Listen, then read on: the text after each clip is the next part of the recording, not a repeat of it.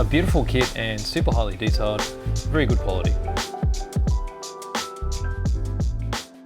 Hello, this is BJ from Hearns Hobbies, and I'm going to be looking at this kit today. It's the Copper State Models Armstrong Whitworth FK8. This is a late version. Now they do 2 or 3, perhaps 3 different versions. So this being the later one has slight differences within the aircraft itself. I don't know all the fine details, but the biggest difference are the radiators, which are on the sides rather than in that A section across the front of the pilot. Now the FK8s were used primarily during World War I on the Western Front. They were very popular aircraft, but it's not very well known. So hence why it's really interesting to get a 48 scale version of this particular aircraft. It's a 2-seater.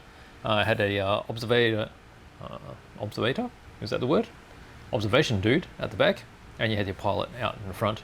And they both had armament. So I think there was a Lewis gun at the back, and some other machine gun on the front. I'll check that up in the instruction. Can't remember all those sort of facts, but it's quite interesting. Let's have a look at the box art. Now, Copper State models have really nice box art. Very specific. You got your blue and the red, which are the standard colors of Copper State itself, and then you have this beautiful artwork depicting the aircraft. You can see here how there's an albatross getting shot down there. You've got the 2 aircraft there. Very nice. So these are some of the options within the kit itself. And then on this side, you've got a little bit of a description of what you get in there. And then let's open it up and have a look inside. Now, Copper State models are very, very well packed. So the box top here is basically, it's really tight. Let me slowly get this off without tearing it. It's just basically a box cover because you have a fully sealed corrugated box underneath, which is great for us because we're practically on the other side of the world to Copper State models.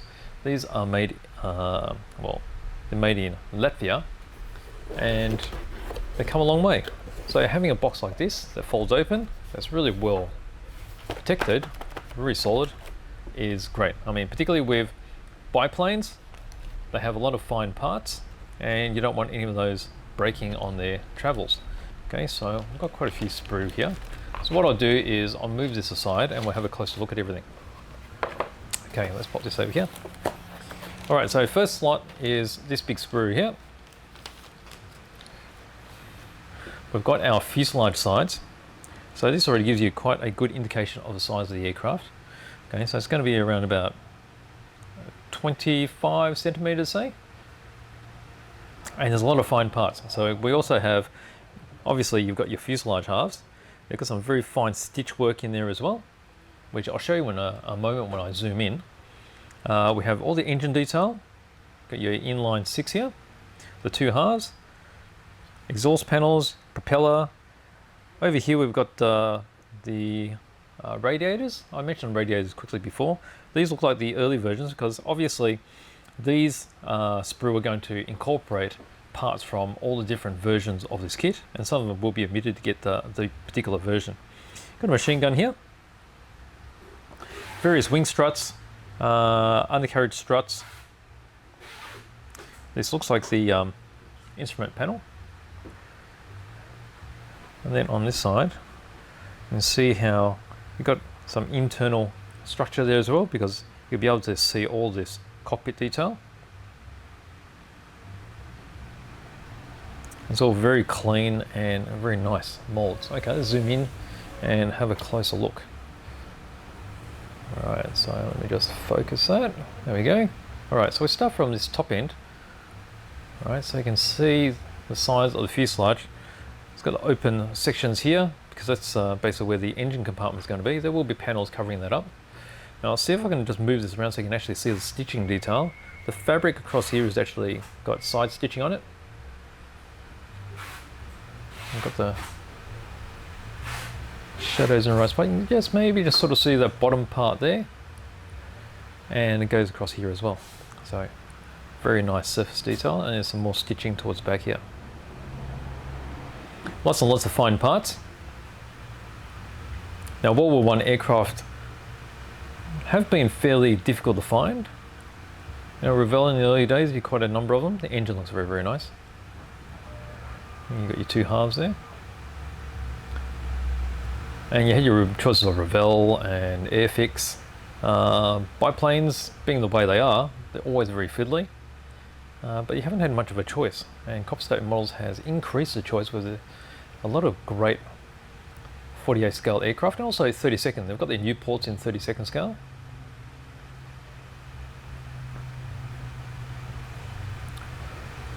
This is the part that looks like the instrument panel. A lot of engine parts. You've got a machine gun here. So this would be the forward machine gun. And then this one here would be your observation machine gun. Let's quickly go back across here. Alright, some more struts. So that gives you a bit of an idea, your propeller, of how intricate some of these small bits are and how they're going to add to the interest of this particular model.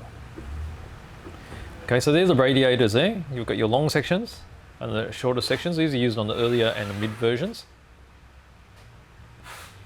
This side you can see some different details here. You've got some foot step areas to access the cockpit. Okay, so that's the first lot of sprue. Let's pop that there. Right, then we go on to this part, which obviously has wings in it. So this gives you a much better idea of the size as well. So your wingspan, let's bring this back. Okay, so there's your fuselage. You see how big the wings are. All right, so you're talking about, I don't know, just over 30 centimeters there. See the nice ribbing. Let's see if we can get that in the. Oh, you can see the ribbing there in that reflection. Okay, so the top wing is all in one piece. Have all that ribbing detail on the bottom as well. And then your lower wings are in two pieces because they're going to be met in the fuselage.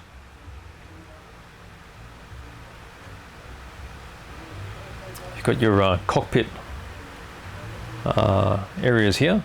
Okay, so that's your forward cockpit and then your rear end. You've got your horizontal stabilizers. Again, that's got the ribbing detail in it as well. That's a rear tail top section, and you can see the wooden ribbing. Really nice detail. Very clean, all of these pieces, and there's a vertical stabilizer there. All right, let's get into the bit of zoom so we can see some of these finer bits. Okay, so here we go. You can definitely see the ribbing that's on that lower wing. See these areas here, which are the locating holes for the wing struts.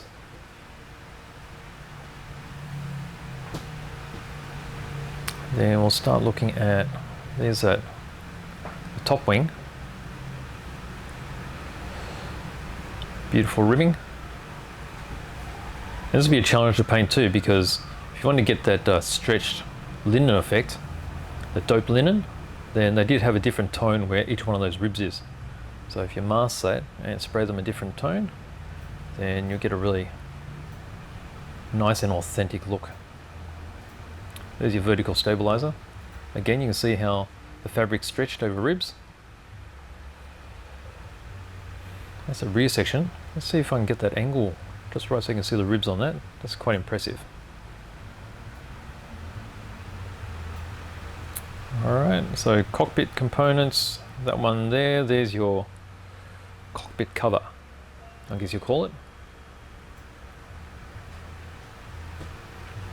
Okay, so that's a large set of sprue there. Okay, so that's the largest sprue done. Okay, so we'll get this smaller one here.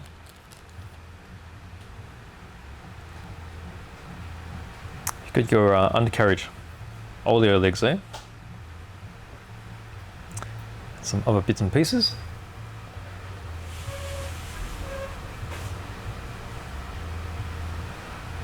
There's the legs there.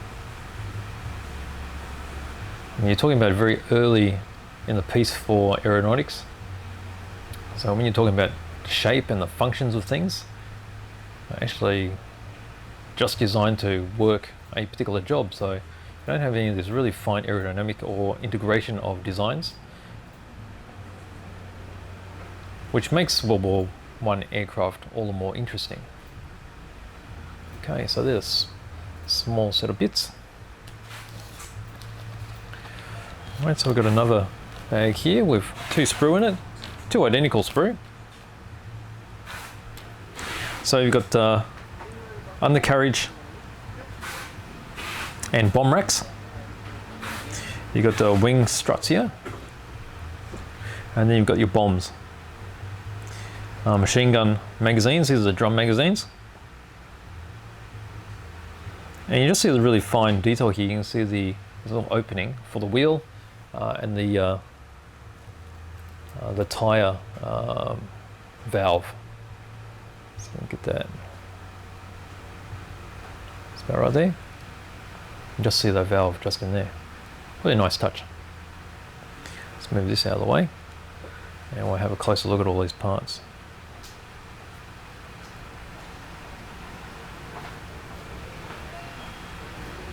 Okay, there's various things here that look a bit like pylons, so that's probably part of the racking system. I think this is the racking system for the bomb actually, this bit here. You can see your little bombs there. So these were mounted under the wings. These are the magazines for the machine guns. You imagine how many of those they were carrying. And then you've got the struts here. Okay, so there's 2 sets of those, all in all.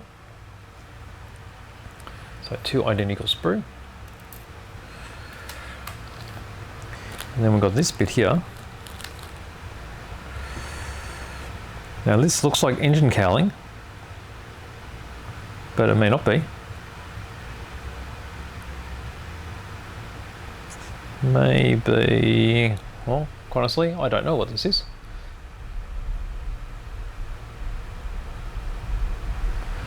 You see how you got that very 3-dimensional, very cleanly molded. So I don't see any slide molding here, but what they've done with a simple 2-piece mold is very good indeed. It's very clean.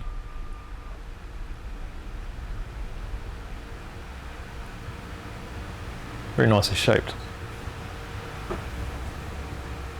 Okay, so that's all the plastic components. From here we start looking at the decals. I'm not going to take these out of the packet. They've got their protective tissue paper on them, so they will look a little bit foggy, I guess you're saying. There is a clear acetate sheet there. These will be cut, and that's probably going to be for the windscreen. You can see all the markings there for the wings. They're quite huge. There's a small instrument decals here. A selection of white decals as well, numbers. And then some detail here for, I think that's for the vertical stabilizer, and some more round rules. Okay. And then we have this quite nice brass etched sheet. Let's have a closer look.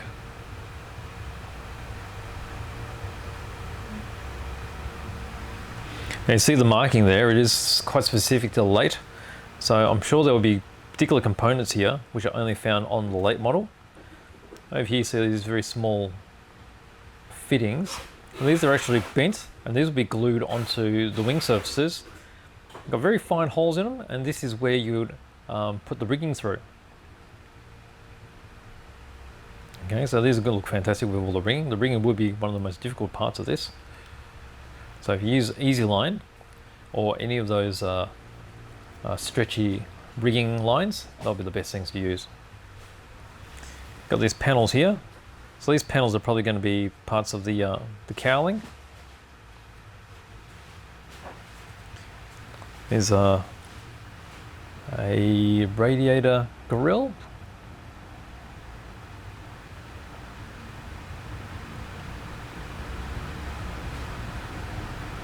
Various fine fittings.